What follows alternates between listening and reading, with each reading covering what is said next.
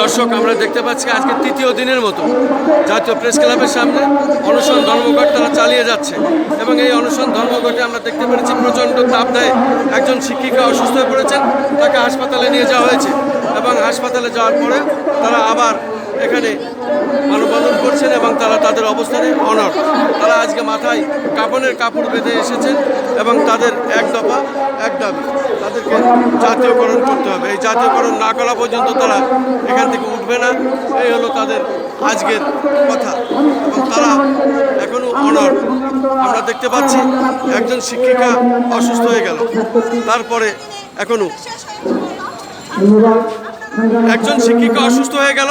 আমরা দেখলাম আপনার নেতৃত্বে একটা টিম তাকে হাসপাতালে নিয়ে যাওয়া হলো, মেডিকেল হাসপাতালে ভর্তি করা হলো। পাশাপাশি যাওয়ার পরেও আপনারা অনশন ছাড়েননি, আবার আপনারা বসেছেন এবং তারা মাথায় আজকে কাপড় পরে এসেছেন। আপনি কি বলতে চাচ্ছেন? আমাদের দাবি বাস্তবায়ন না হওয়া পর্যন্ত আমরা এই অবস্থান কর্মসূচি চলমান রাখবো। যেহেতু আমাদের ন্যায্য দাবি, আমরা এই বিদ্যালয়গুলো জাতীয়করণ ধরে দীর্ঘদিন ধরে এই প্রেস ক্লাব ধরে আন্দোলন সংগ্রাম করছি। একটা আমাদের যে আইএমডি শাখা একটা সার্টিফিকেট, সেটা তো আইএমডি শাখা যে অধিদপ্তর প্রাথমিক শিক্ষা অধিদপ্তর, সেখানে তো সংরক্ষণ করা আছে। যদি সেখানে সংরক্ষণ করে থাকে তাহলে আমরা মিথ্যা বলছি না সরকার মিথ্যা বলছে, আপনারা তারা যাচাই করলে তো বুঝতে পারে। মাননীয় প্রধানমন্ত্রী 2013 সালে জাতীয়করণের ঘোষণা দিয়েছেন, অথচ আমাদের বিদ্যালয়গুলো 9 থেকে 12 সালের সমাপনী আছে। পাশাপাশি এখন 9 থেকে 22 পর্যন্ত আমাদের যে বৃত্তি পরীক্ষা, সেটাও আমাদের সম্পন্ন হয়েছে। তাহলে এত কিছু থাকার পরে কেন এই বিদ্যালয়গুলো জাতীয়করণ? আমরা দরকার হলে জীবন দিব, তবুও জাতীয়করণ না নিয়ে ঘরে ফিরবো না।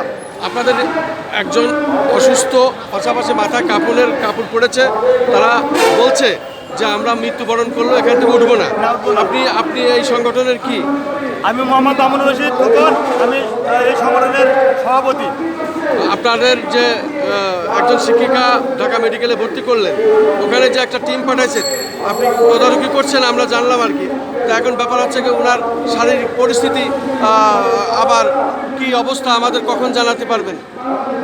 আমাদের যে টিম, আমরা প্রায় 8 জন সদস্যের একটা টিম পাঠাইছি তার রক্ষণাবেক্ষণের জন্য, সার্বিক সহযোগিতার জন্য, যাতে সে কোনো প্রকার কোনো দুর্ঘটনা না ঘটে। তার সার্বিক চিকিৎসা আমাদের সংগঠনের পক্ষ থেকে করা হবে। যেহেতু আমাদের একটা সংগঠন, এই সংগঠনের পক্ষ থেকে তার সার্বিক চিকিৎসা সুস্থ করার জন্য যাবতীয় আমাদের এই সংগঠন বিয়ার করবে। পাশাপাশি আমরা চাচ্ছি যে আমাদের কোনো শিক্ষক যেন এই রকম গরমে অসুস্থ না হয়। মাননীয় প্রধানমন্ত্রীর দৃষ্টি আকর্ষণ করবো আপনাদের মাধ্যমে এবং মাননীয় মন্ত্রী সচিব তাদের দৃষ্টি আকর্ষণ করবো, যত দ্রুত সম্ভব আমাদেরকে বাড়ি ফিরে দেওয়া হোক। এই সংক্ষিপ্ত সাক্ষাৎকারের জন্য আমাদের চ্যানেলগুলির পক্ষ থেকে জাতীয় প্রেস ক্লাবের সামনে আমি খন্দকার মাসুদুজ্জামান, আপনাকে অনেক অনেক ধন্যবাদ। আপনাদেরকে ধন্যবাদ।